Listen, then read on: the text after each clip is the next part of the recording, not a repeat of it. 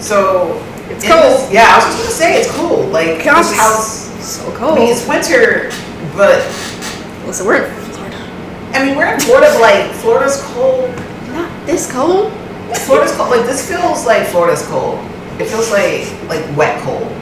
Florida's cold is wet cold. Like when, but like this feels like the quintessential cold I hate. We're indoors.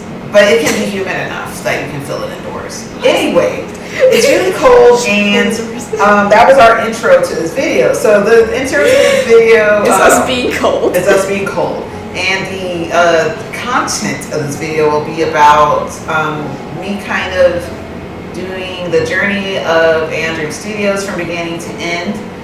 Because while there are a lot of misconceptions out there and all kinds of opinions and lies, whatever, like the only people who truthfully ever really know what goes on are the people who work there, and the only person who's worked from the beginning to the end is me. So up to you whether you believe me or not, up to you on how you view it, but I just wanted to put it out there. I'm not going to cover every single like negative thing that happened, just because it would literally take me forever to cover 4 or 5 years of content. So I just wrote notes on my phone of like what happened each year, so that I wouldn't ramble too long like I'm doing now. So, and Jackie's just kind of here because she's here, because she's friend. So, and just to clarify, Jackie is not a part of ADS as a core team member any longer. Yeah, I did mention this in another video. Right. So Jackie is just here as friend because we live together and she's a fan. Friend and fan. I'm so lucky. So back in never before told story. Never before told. Yes. Okay, I was making sure I said that right.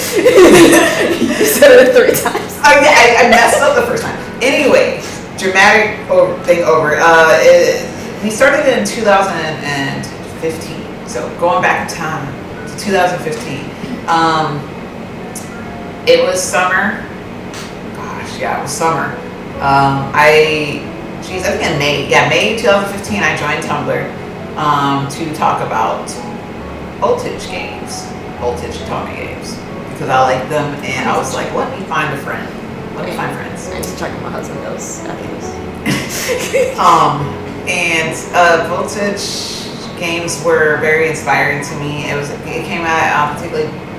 I mean, a lot of times in my life were dark, but it came out a lot. It came out a particularly bad one, I guess. One of the worst ones, and I really was inspired by the concept. I had seen like visual novels before or anything like that. So I went to Tumblr because I wanted to engage more into the community and stuff, find out more about them, find people who liked it.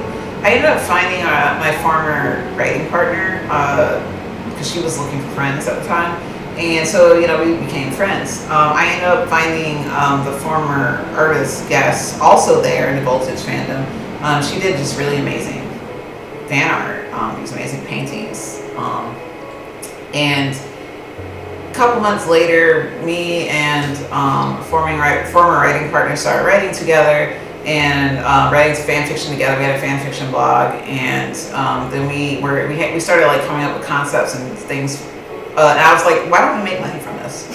Because we were literally working on some of our like original concepts for like so many hours. Like it wasn't fan fiction, or it was like fan fiction mixed with a lot of original content at that point, because it was like 12 hours a day, and then that was really nerdy. It was like the I know that feeling. I know. That's exactly why I pushed it up that way too.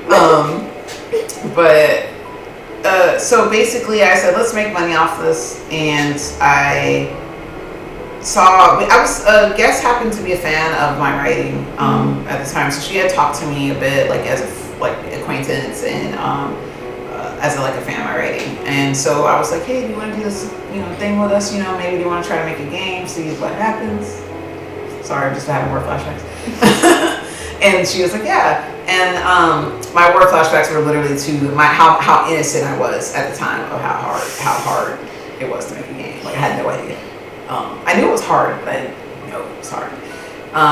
So then we fast forward to like August 2015, we were starting to get pretty official with things. We had a variety of different people helping out with the team at that time.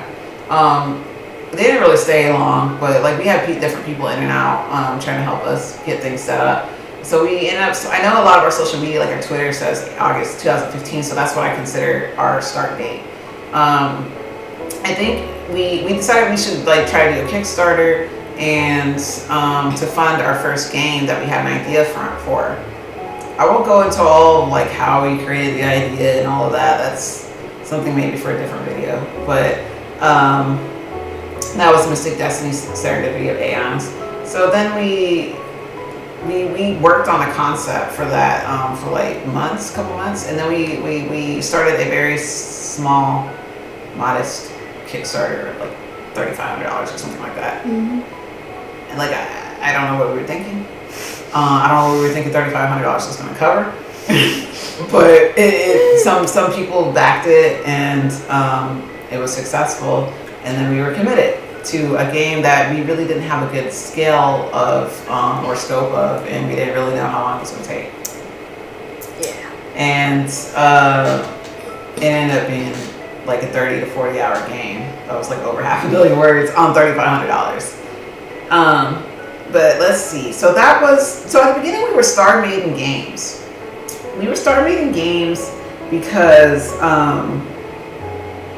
at the time we came up with that name for ourselves. I remember us trying to come up with a name, and it was like we just wanted like something like it was like one of those like teenager type things, I would say. Like, oh, I don't know, I like stars. I like Valkyries. That sounds cool. Like, you know, just something kind of like informal. Like, because as I've said before, we weren't really intending to be a business. We were just like three, you know, girls getting together and doing something that we thought would be fun. But let's see. Yeah, so we took my note here for first Kickstarter campaign says how we totally didn't ask for enough money. We didn't ask for enough money, but we were committed to doing it. So there started our like painstaking journey to making Mystic Destinies. So fast forward to 2016, we actually finally finished somehow we finished. Shows are out in February 2016. It was our first ever release, and we were really excited. And it didn't go well because, like, the minute we released it, like some troll dude reviewed it, and he was like, it was obviously something that he wasn't going to be interested in, but he decided to review it for fun and like just crap on us. And then like I can't remember the exact thing that happened, but I made a huge mistake in that I like tried to, I think I ended up like reporting it or something like that for using our copyrighted content, because he was. And then he started screaming censorship. And then he literally like turned in like Steam, like some people on Steam. Like he was like posting. I didn't even understand I could like ban him or any of that stuff at the time. So like at first I didn't figure it out. Oh my goodness. So we didn't know what we were doing, and he was just attacking us. So that was our very first release, and like we were starting to get like positive reviews, but like that stuff was going on with us, and I was like really stressed. Like, oh no, how I ruined everything by deleting, you know, his video. I didn't know then, but the reality is, once you get in here like for a while, this crap blows over. It just does. So people, I'm telling you about it now just because like now it's just like a funny memory to me. It wasn't funny at the time. A lot of crap blows over after a while. If people see that you're genuine and you keep doing good work, then I think that happens. So yeah, he made fun of us, and that didn't feel too good. And then he tried to say that we were censoring, and then he tried to drag our name all up and down wherever. And so, you know, little did I know that this would be like the beginning of my life.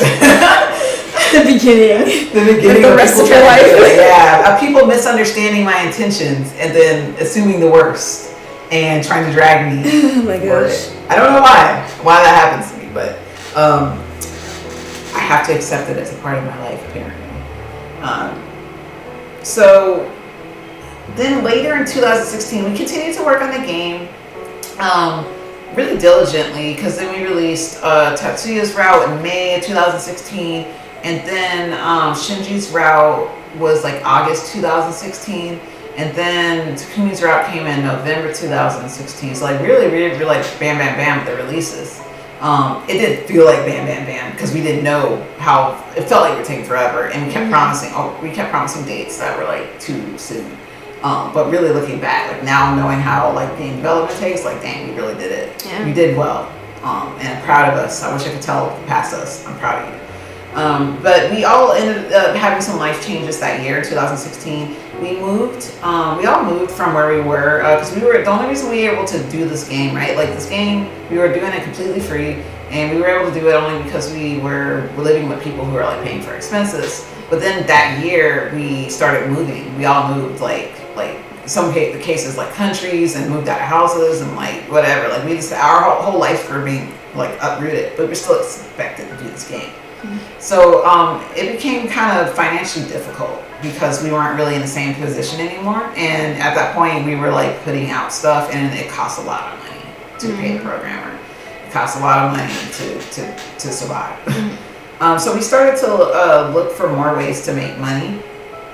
So we started thinking about what would become Echoes because we had the villains, and we were thinking that we wanted to maybe do a villain game with them at some point. So we were like thinking about that project then.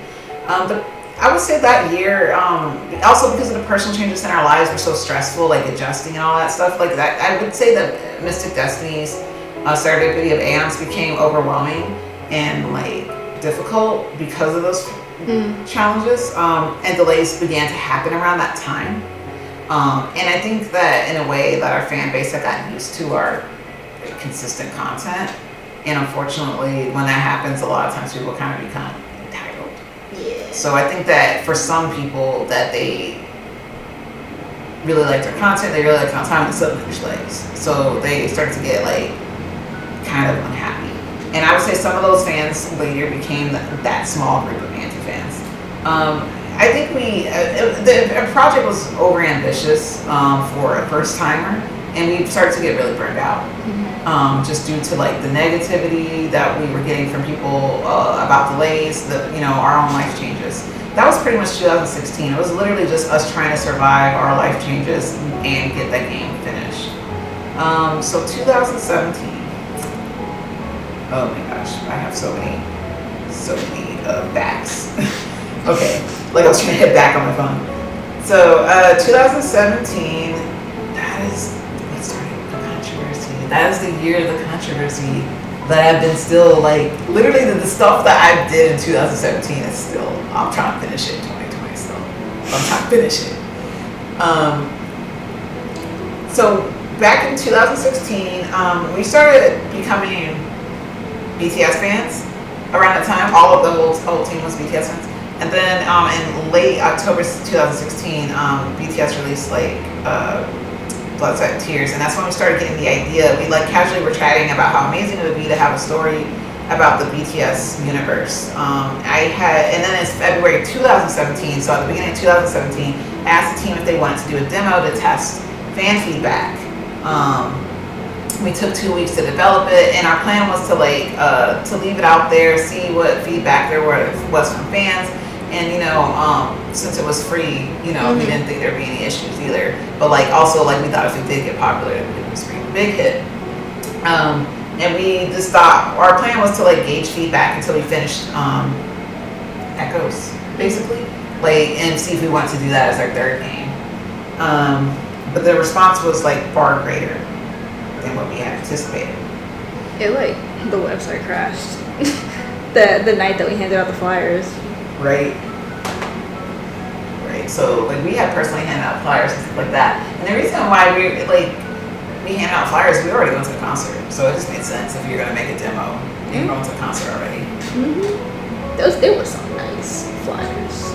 Those high quality flyers. I wish I had one still, but I think we gave them all away. We still had one box left, but I don't think we brought it with us when we moved. I have no idea. And maybe we'll find it one day if it exists. And they'll just be like, oh gosh, it's still here. So then at the same time we were working at MDSOA while all this was happening. It was delayed due to burnout and life issues, and I would just say we were just like amateurs, amateurish production. I mean, like, I'm fully gonna admit that I made mistakes on that, on the way that we did things. But you know, we were doing our best considering everything. I also wanted to make some changes to the route structure and the final sprite of the character of Hikaru. So like, I used to have like linear routes, but with Hikaru's route, I decided to do something different. I did it because I wanted to do something different because we burned out, and I thought I wanted to have some fun. And people were negative about these changes. Not everyone, but some people absolutely loved what I did, and some people absolutely hated. We just had we had developed very vocal fans at that point. But then the Steam forum started to become a source of anxiety for us, and we didn't really know how to handle people there. Like we were, me and guests too, like we didn't really like agree necessarily how to like proceed with the people there either, because we really didn't know what to do. I mean, she just wanted to please everybody, and I felt like we should be like really blunt, whatever. So like we kind of differed in our views on that, though. Like ultimately, I think we both wanted the same thing, which was happy fans. I just had a different way of going about it. We finished Hikaru's route, and therefore in the SOA in summer 2017, which is about 2 years, actually almost exactly 2 years after we started. The game had over 500,000 words, I think, either under or over. It's like between 400,000 and 600,000 words, and 30 to 40 hours of gameplay, but we were burnt out. So that was when we decided. You can see all the mistakes we made very clearly in 2020. We decided to do MDSOA Deluxe because as a way to recoup some funding and polish the game. So because we had been basically without money for so long, since 2015, we were like, okay, let's do a deluxe version, and we'll like polish the game, exchange for some funds. And then like we decided to announce Echoes as a stretch goal. So like if they had reached that amount, Echoes would be funded. And I think that was sometime in spring 2017. Echoes wasn't funded at first, but we did see enough interest to try a separate fundraiser. And we thought Echoes was going to be a good project to recoup some more money on, since the majority of the art was done, and it seemed like it was going to be an easy and fun project for us to do. Easy and fun, always. It would, in theory. Famous last words for a game developer. Since we were familiar with the characters, we were working with characters we knew and we were familiar with them, so it was like, it seemed like it was going to be easy. The art's are there, just gotta do the thing. We thought it was something that fans would enjoy a lot too, like just a fun, kind of like detour from what we did with Serendipity of Aeons. I think we really underestimated. I know we really underestimated how burnt out we were though. And the ambition that we had to recoup money and to please fans and to kind of keep going, because it kind of felt like if we stopped, that we might not start again at that point. So I feel like we were like really over ambitious, and I was like, hey, let's do this, let's do that. Like I was trying to figure out ways to keep the business going. And then like there was money issues. It was like if we don't start making money soon, people would have to leave, that sort of thing like that. So like I had all that pressure on me as a leader to try to figure out how to make it a sustainable business as far as paying my employees. So I think that making Echoes then was kind of I would say it was a mistake in terms of, it maybe wasn't the right choice, but I don't regret it, even with all the hell that came with it, because it helped me become who I am right now, and I wouldn't have learned all those things if I didn't do it. But so at this point, Guess ended up leaving back to her home country, where I don't think she was going to be doing art anymore. Before she did, she completed as much art as she could for Echoes. In the meantime, it was becoming clear that the fan demand for To the Edge of the Sky was like immense. We had tens of thousands of new followers when we had previously had like maybe a couple hundred at the time. I felt pressured, and I'm not blaming anyone, but I felt pressure to not only give people what they wanted, but not to miss out on opportunity and financially secure our company. So at the time when I had decided to with Echoes, like it was right before Guess had left. Not Echoes, I'm sorry, To the Edge of the Sky. The time that I had decided to do To the Edge of the Sky, it was right before Guess had left. And when she left, right before she had left, I decided to do it because I thought that it would like help her like stay, because like it was fine. They were like I thought it would help financially to help her stay. But it ended up being like just too little, too late type of thing. It just didn't work out with Guess. Since Echoes was already started and had a lot done, I thought we could do both projects. You could say, if that's your opinion, that that's where I messed up, but and we agreed to split into 2 teams at the time, like split writers. And then I hired 2 artists to work with me after Guest left to work on preparing for To the Edge of the Sky. The idea was to finish Echoes through summer and autumn, and then hit the ground running To the Edge of the Sky towards the end of the year. In an ideal world, Echoes was done in 2017. In an ideal world. And To the Edge of the Sky was finished. It would have started. It did start where it was supposed to, but Echoes didn't finish it. This turned out to be way too overambitious, and I think the opportunity to work on a project that we weren't burned out on was like too strong of a temptation for us. So when people are like, "Oh, I think they like just switched around projects, or not paying attention," like to some degree, there's some truth to it, but it's not. It wasn't intentional. Like we weren't like trying to be like, "Oh, let's scam people." It was just like something that happened so subtly that we started to spend a little bit more time on one project than the other. And so I think, and then like I saw that happening though, and I was like, no, we need to do what we need to, what we promised to do. And but the work became delayed in 2017 for Echoes. And then we released the To the Edge of the Sky demo towards the end of 2017. But by this point, the local fans had basically turned into angry and negative haters about delays on Echoes. I felt terrible, like how things had worked out. Like I felt like I was leaving the company, but I had no experience, and I felt like I made a lot of mistakes. But I couldn't do anything more than go forward at that point because I had committed to 2 projects, so I could just only go forward. There was nothing I could do about their complaints. I can't say for sure if I made the wrong choice, but because I believe that we can all learn and grow from our mistakes. But I know I made the choice that essentially ended up seeming like we were not interested in honoring our prior commitment to Echoes. So I had to think about a way to fix things. That's what led us to 2018. That's when you came. So in 2018, we had just released a demo for To the Edge of the Sky, and then Mons had been overworking herself for quite some time.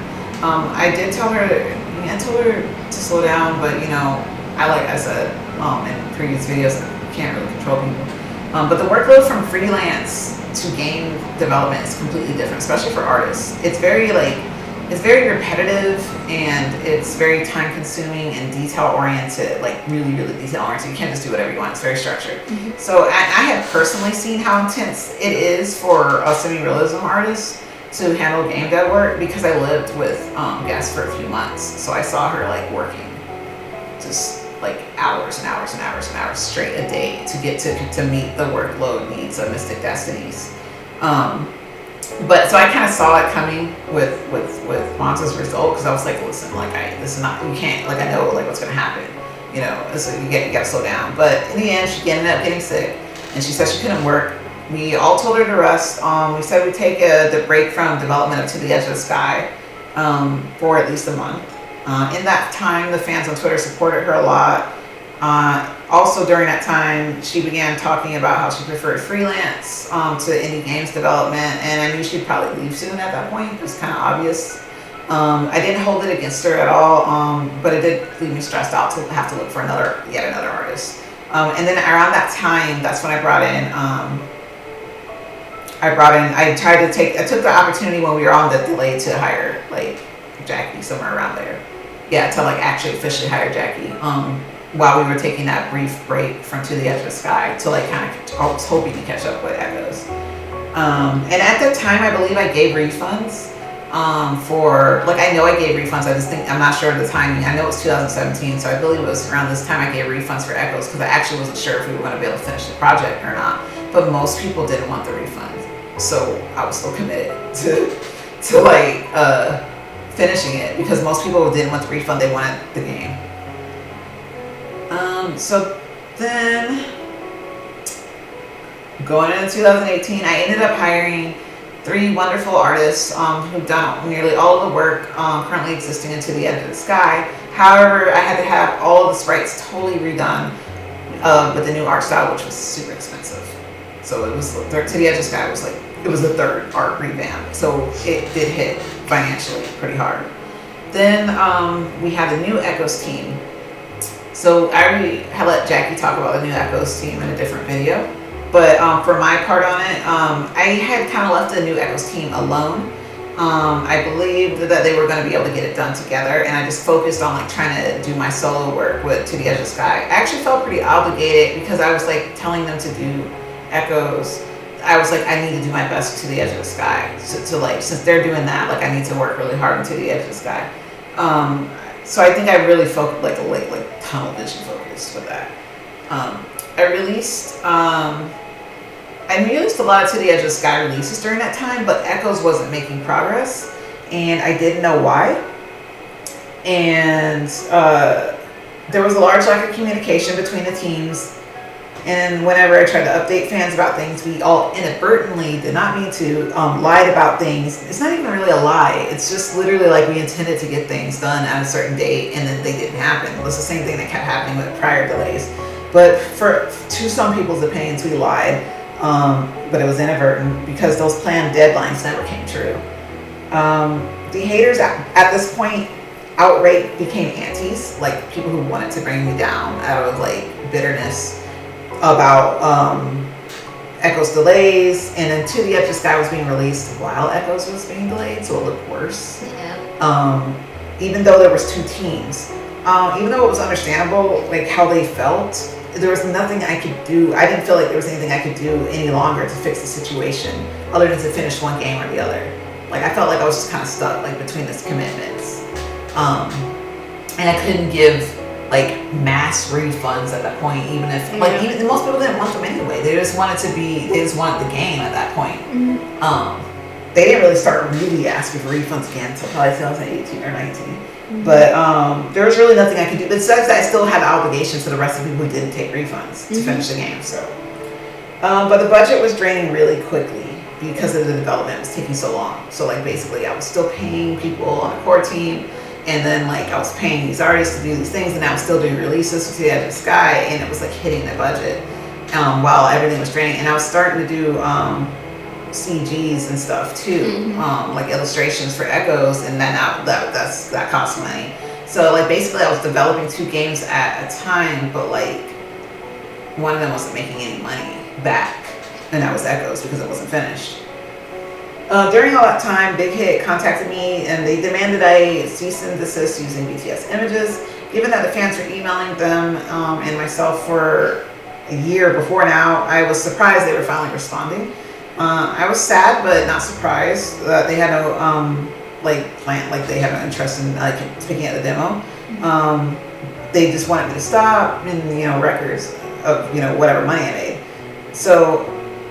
And like, there's a lot of like aunties that are like, oh, LOL, that's so funny that happened to her.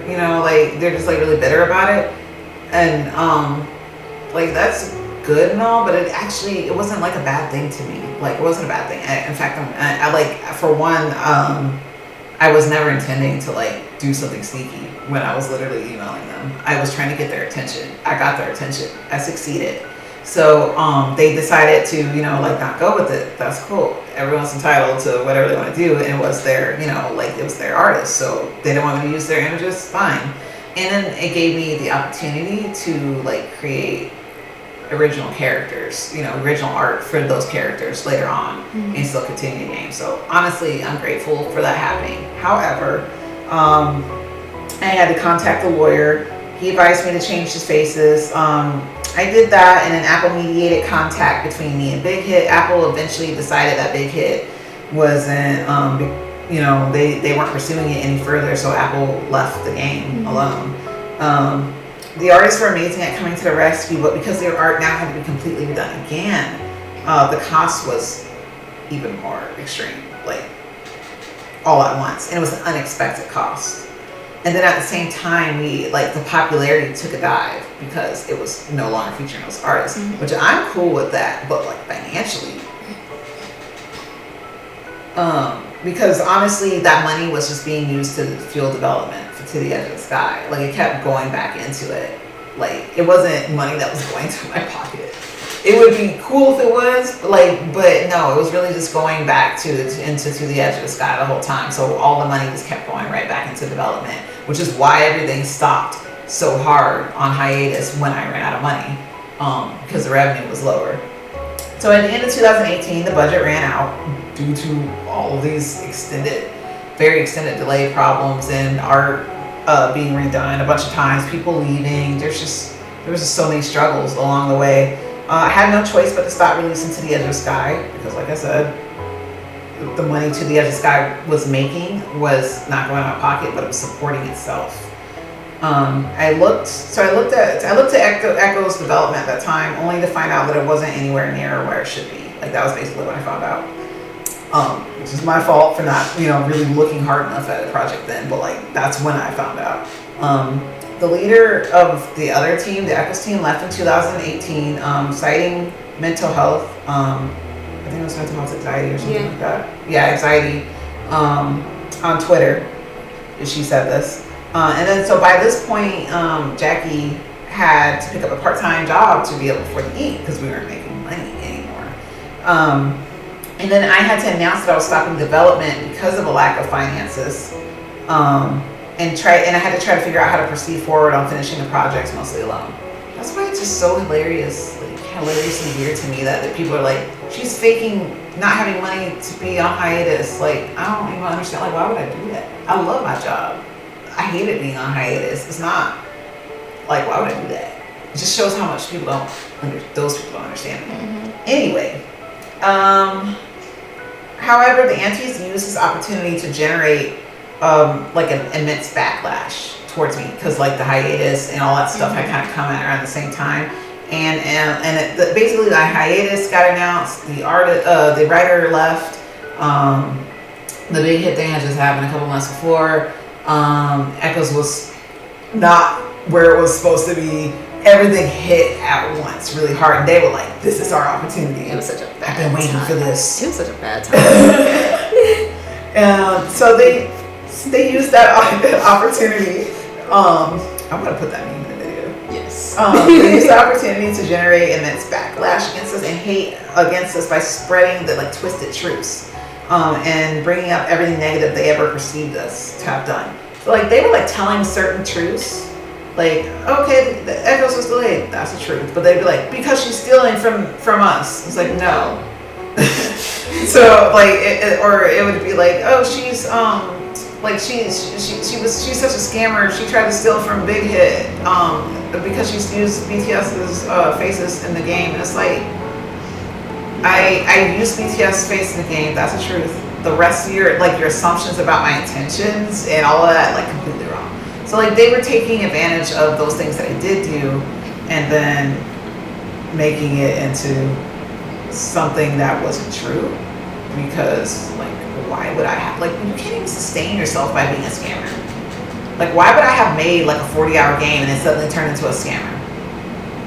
Like that's got to be the biggest evidence right there. Like why would I make I know you can't be a public figure and be a scammer like that. Like literally, exactly. It's like y'all know where to find me. You know where to find my game. Why would it be a scammer? But anyway, that's what they went off of. So 2019.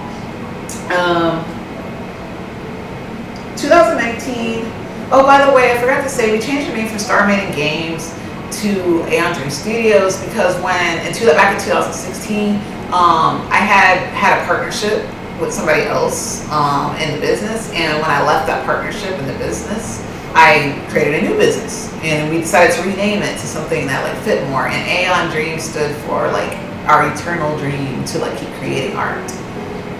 Aeon being like eternal. And then like some people have also said things like, oh, they keep changing the name. Because I said well, okay, when I say people, I really just mean those couple of Nancy's. I'm sorry. Most people have not. I've never actually seen anybody say this other than them. But basically, they say stuff like, I keep creating, I keep changing my name to like, I don't know, hide or something or whatever. You're not even hiding. I know I'm hiding. You can find me at the same You're exact Twitter handle and all that stuff like that I always had. None of that's changed. None of that's changed. So basically, I started saying Aeon Dream just because I got tired of like saying Aeon Dream Studios, and they were like, she changed her name, and then like at some point I was like ADS, and I stopped saying ADS because I got annoyed by the fact that they keep saying ADS, so like they started having negative connotation to me, so I just preferred to use Aeon Dream. And they were like, she changed her name. No, I was just not dropping the studio. Yeah, it's just shortening the name. And I just like the way the name flowed better. It's just a nickname. Literally just that. It's just a nickname. It's just a nickname. Still the same name. And then like now I'm using my personal name, Ajme. It's my name. The handle didn't change. I still Aeon Dream Studios though. The handle's still Aeon Dream Studios. It's just the display. So I'm not trying to hide or like be shady or something like that. I'm sense. literally just trying to represent myself because there's no longer a team. But like at the same time, I'm still using Aeon Dream Studios. I'm not trying to distance myself away from the name. Like I'm proud of what we made, even if people said all kinds of things about what we did in the past. I'm proud of it, and I have no reason to like want to suddenly like go under or whatever. Like because I'm not trying to scam nobody. That's why I have no reason. So that make no sense to put your whole personal name. I know, and especially if you're a scammer. If I'm trying to go even more scammy, then why would I put my personal name on the business? And they're actually trying to spread it around and say like, oh, Ajane is Aeon Dream Studios. That actually helps me, so thank you. Because I want people to make sure they associate it with me. It's still there though. Like people are really acting like your name and the handle ain't there. I've always used my name and handle too. Like I'm actually attaching my name and my Twitter handle. But anyway, moving on because we're rambling about this other point. So in 2019, at this exact moment of controversy where all of the haters were like coming out against us and like the writer had left and all this like mess back in 2018, Mons came out at the exact second and said I had done awful things to her. And then those same aunties rallied around her in an effort to damage her reputation further. Like, I don't know whether or not they believe what she says is true. They probably do believe what she says is true, but it's not. And nobody ever checked with me to see if it was. So it was just like, something my therapist said today is that we're living in a society that doesn't value truth and a culture that doesn't value truth. We don't value it at all, and if we're learning that from our culture, that you can kind of see that like pervade like everyday life in every way. And I think that was shown clearly to me there, where people were like, what, this person said that you did these things to her, and we're not going to even ask you if it's true. We're just gonna like bring like the pitchforks and like kind of like go storm down your door and like set your house on fire.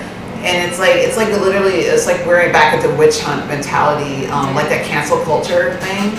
And that I personally was able to experience that lovely gift when she came out and said those things, and nobody like really bothered to ask. There were people who did like in secret tell me like, hey, literally I've seen how you interact with people, I've seen your work, I don't believe it, I'm just letting you know I support you. So it wasn't everybody, but you know, it feels like everybody at that time. And they were coming out against both of us.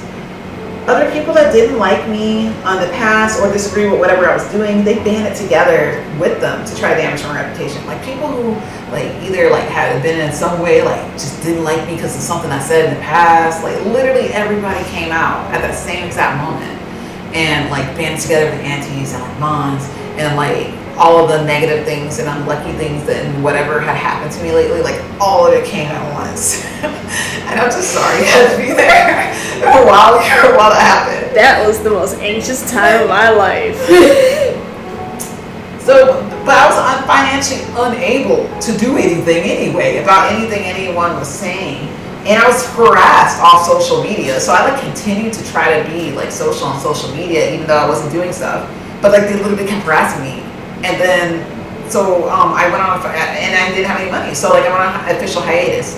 And the thing is, they actually said like I went silent on social media. The auntie said I went silent, but they literally harassed me until I went silent. They were like, why are you posting? Like, why are you posting stuff instead of like doing your job? And then they like followed me onto Discord. And then we had to get rid of that. And they're like, they've gone silent. Proof of their guilt. Literally, Okay. Anyway, so then we started the new Echoes. With everything like seemingly like burned to the ground, like just the whole business was on fire. We were just waiting for the fires to stop. Like the whole like team on fire. Whatever was left of the team, we were the team. We were on fire. And then the stress and anxiety was at its peak. I tried to figure out how to pick up the pieces. Like, how do I go forward? Because I am stubborn. Like, if any, I'm sure every single one of you think I'm stubborn at this point. Like, anti-fan, whatever, like, you probably think I'm stubborn. If you know anything about me, you probably think I'm stubborn. So it did not ever cross my mind to, like, give up. It really didn't. If anything, this made me be like, I'm going to find a way through this for sure. Just to show them that I'm not, that kind of person. But like I said, they harassed me. They refused to let me work, so we just got rid of that Discord server. Then we kind of like went to seclusion, and I worked with Jackie on her days off to go through what she and the former writer had done with Echoes. And then I put together a new story script based off of like what I could keep from that script that would fit my original vision and my original concept for the story. Because the first script didn't fit what I wanted to do when I made that game. It ended up being like a really healing and creative time for us. And then like I found my passion for the game like reignited finally. And soon I released a new demo to show like what I was doing. And of course the anti said it sucked. But like other people seemed to like it just fine. And then, but I found myself regaining my confidence back and like coming back stronger, like gradually through that, like kind of taking back my power. So that was a time of growth for me. Back in May 2019, we took a sorely needed vacation. We saved up for it. ADS is my only source of income, or obviously during that time when we had no income, I would have starved to death and been homeless. While we were on the vacation, we came to contact with one of the auntie's like friends or something, like one of the people. And while we were eating lunch, and they accused us of lavishing ourselves? Yeah, something like that. Something basically, like just being whatever, like spending money, and the money that didn't exist, that I already said didn't exist because we had already spent it on development. They accused us of spending that money on like being, I don't know, fancy or rich or whatever, even though we were at a medium price place. Medium like price. $16. And that was on the expensive side. Yeah. That was one of our more expensive dishes. Anyway, immediately after that, one of my family members became extremely sick and hospitalized, unfortunately.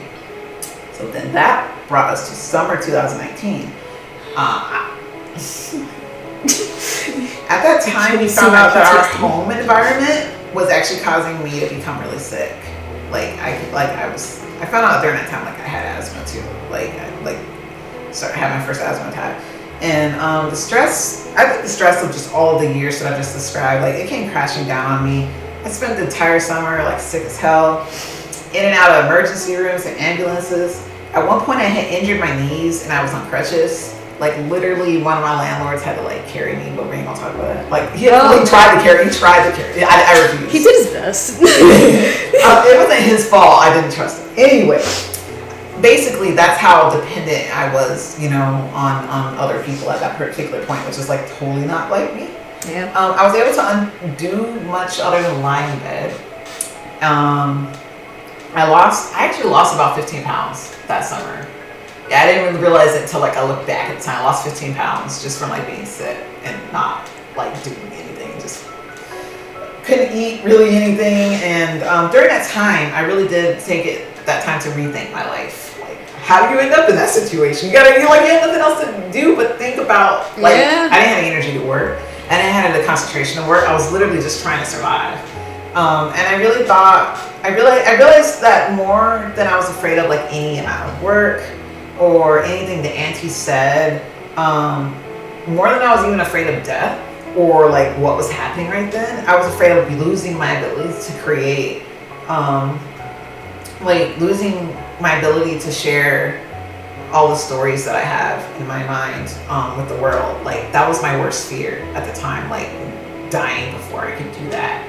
It wasn't like I didn't care. Like what they said, it suddenly seems so unimportant when you're like lying there, possibly gonna die or really be chronically ill or lose your career. It's like, wow, a bunch of people like randomly saying crap about you on the internet. It suddenly literally is so irrelevant.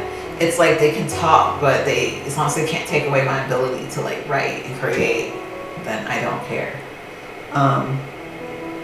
But so I vowed that if it was possible, I'd get better. And as soon as I did, I was gonna start working again because I didn't want to waste any more time. Like I valued my work so much at that point. So then in autumn 2019, bringing us to the end of this last year, now we were in a new place, we had a new lifestyle, you had a full-time job, we officially began to work somewhere else. Those left echoes to me. She took care of me this summer, so she wasn't working during that time. Oh my goodness, that was the most stressful summer of my life. I was able to slowly like regain my strength and thankfully being in this new healthier environment, to be honest. And I was able to begin work on Echo's rewards and Echo's itself with all the notes that we had created back in late winter, early spring.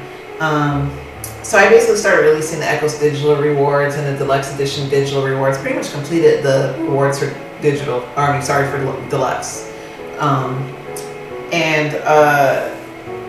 People welcomed me back so warmly when I started to actually release the stuff and saying like, here's what's happening, guys. Like we're gonna do this now. You know, they were like, man, I'm glad you didn't give up. I'm glad you're here. Like I'm so happy to see this. This stuff is awesome. Like yeah, the aunties are still there saying whatever they want to say, but like their voice was nothing to me at this point because of what I just been through. Like the hell of a year I had been through. Like from 2018, you know, through that summer. It was bad. But we got stronger. Yes. It's like I leveled up. I did. Basically the fans welcomed me really warmly and thanked me for continuing, which gave me even more energy and strength to keep going. Like I knew that they were appreciating what I was doing, so I could keep going. I began to release the game one scene at a time through like itch.io so that I could show my progress. You know, no more promises. I was showing exactly what I had. As of now, like the commenter out is completely done. So finally, like, you know, a substantial amount of echoes is done. Just the guys routes are left, and I'm really ready to get started on that again. I did get sick a few times. I had to go back to the ER. I started to plan, like also during that time I did start to plan for what I want to do to the Edge of the Sky, because like those fans are still there. I still acknowledge that, I was totally aware that they were still there and waiting for updates, and financially I still hadn't recovered at that point, but I still was trying to make plans like, how am I going to do this? And like my mom's actually a huge fan to the Edge of the Sky, so she's like asking me all the time. She's like, what can I do? And my mom like actually offered to like help fund the release. So without her, I would not have been able to make the entire last 6 months, to be honest. But yeah, I did get sick a few times. I had a major infection, but like I kept getting up and going back to work again. And like it's like learning to walk again. It's like you might get up, you stumble, but you fall, maybe you get up and you keep walking. And that's what I think I learned more than anything through all of this. Like it doesn't matter how many times I fall or whatever, as long as I keep getting back up. And this is the way I've been living basically until now. So this brings us to 2020. I don't know what I wrote for 2020 because there's really only one thing. It just started. It just started, but I've already done a lot. Yeah. Oh my gosh. And my hand doesn't work, so I don't know if it's because I did so much, but well, you managed to do everything before your hand stopped working. Yeah, I did. So I am having problems still, but I'm still basically that's what I'm saying. Like I'm having problems still. I don't know why my hand's not working. Going to the doctor tomorrow. I continue to see doctors and stuff like that, but I'm still working. I still if I need to take off time, I take off time. After I do this video, I'm gonna go to sleep. I'm gonna freaking sleep. so much. But I've learned to take care of myself a lot better because like nothing is more valuable to me than my health, and then you know the people I love and my work. That's literally it. That's all that matters. Like nothing else matters. So what I wrote here is I've been through so much, and I don't know where the road's going still. Like I still can't promise anything. Like I can't promise like, oh, now I'm 100% healthy and nothing bad's ever gonna happen. I mean, no one can really promise that, but I especially am not in that position to promise that yet. Like I haven't got like a clean bill of health type of thing yet. I hope I'm heading to that direction. I don't know if I'm on the road to health yet or not, because I keep improving in some ways and then I have setbacks in others. Like man. But like I am finally under the care of like good doctors now, and I know that like I'm mentally stronger than I ever have been, and creatively I feel like I'm at the best that I ever have been. Like I feel like my mind is like sharpest, and like my intuition is open, and like that helps me be more creative. Like my mind is open, and I feel like I've become a more loving person, a more mature person. And I feel like accepting my mistakes and talking about my mistakes and facing all those fears and stuff, it's just like the sort of stuff we've done in these videos would have been impossible for me in the past to do. But like I did it, and I'll be able to sleep tonight. You know, like I couldn't have done it in the past, and I would have been like, in a state of anxiety for like probably weeks. But like it no longer has control over my life. I've taken that time that I was too sick to move to reflect on and learn from my mistakes. Like I really thought about what was I doing wrong, what caused those delays. Like, and it's not just like what was I doing wrong that hurt other people. It's literally like I wasn't satisfying my own standards. You know, what I wanted to do. I wasn't doing projects the way I wanted to do them. So I was like literally like reflecting, like what do I want things to look like in the future if I continue to do work? What should it look like? What should I do better? But I took that time to reflect on all that stuff and like write down what I need to do better and address how I can do things better, like to actually make a plan and stick to it. And I think I've been able to show that in the past 6 months. Like if people could see the amount of work I got done in the last 6 months on my own, like I think people will be able to say like I wasn't sitting on my hands. Like, you know, like there's 9 chapters of Echoes Out, and then there's like at the time of release of this video, like there's, you know, To the Edge of the Sky is like finished, you know, like I wrote those 3 chapters. So like I feel like even though I was sick constantly, not constantly, I was sick less constantly, you know, I was sick occasionally and stuff like that. I learned how to like work through those things, and I learned how to work in a way that made more sense to myself. And my mom is always saying, like she's always saying it takes a lot of pressure to make a diamond, and I feel like that's really, really true. Yeah. You know, like it takes these experiences and this adversity to like get to this maturity level and get to this comfortable place. And now because of this, I'm so much more comfortable with so many different things in life. It's like a lot of things I'm just like, well, gotta take care of the thing. Just let me go do it. And then like, you know, I kind of get past it. And I have a lot, you know, more to go, but I don't think we ever stop growing. Yeah, no. But I am proud of what I managed to get to so far. I have a lot of wishes and hopes and dreams to share with those that want to experience some with me. So like the stories and stuff. Like I have so many like things I want to share with people, and I want to become the kind of artist that can advocate for, you know, like the things I believe in, and I want to do that through my work.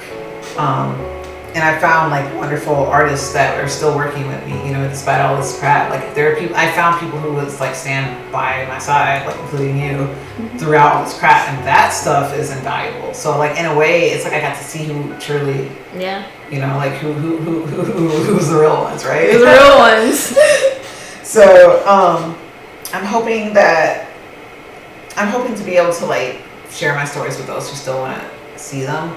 If there's people that are caught like up in that toxic stuff, if there's people who are like caught up in the past, if there's people who are caught up in negativity, and like sitting there and like judging people and stuff, those aren't the kind of fans I want.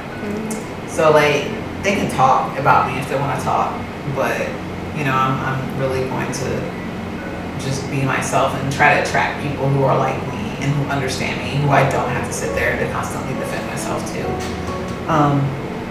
And then if you're somebody who does decide to like, who sees all these things or sees even some of these videos, and you decide like, you know, I believe in her, or you know, I just want to say thank you Thank you for giving me the chance. Thank you for giving me the time of day. Thank you for giving my fans the time of day. Thank you for being somebody who does value truth over sensationalism. Thank you for someone who's like, you know, standing up for like something more than just like what's easy or giving it to hate. I want to be a person that advocates for like open-mindedness and acceptance and understanding and love. So like even though those people are saying those negative things about me, ultimately I don't really harbor any ill will. It's really hard for me. It's like I can get mad in the moment, but like I don't really harbor anything lingering. It doesn't towards last. them. It doesn't last. It's like I read the thing, it makes me mad. I'm like, well, it makes me mad. That thing was stupid. Okay, and then like that's it. You know, I go to sleep. I don't care about it. I don't think about those people. So at the same time, I'm not going to be coerced or bullied or taken advantage of. But at the same time, I'm not trying to like sit there and hate on somebody. My goal is to create.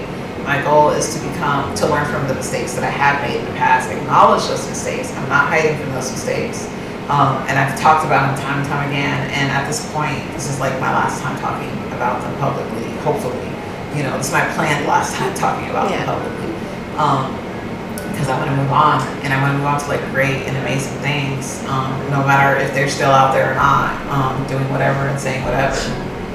So thank you for taking the time to watch this video. Thank you for taking the time to watch the series. If you watched the whole series, I don't know why you would have watched it. I mean, the whole series. Some people want some information, you know? I mean, information, yeah. But like, if you watch that at just pure interest and you never had any, Hey, then you must be pretty cool. Yeah, man. To me, anyway. So, yeah. Basically, just I hope people will learn to value love and truth over all else, because I don't think you can go wrong with that direction in life.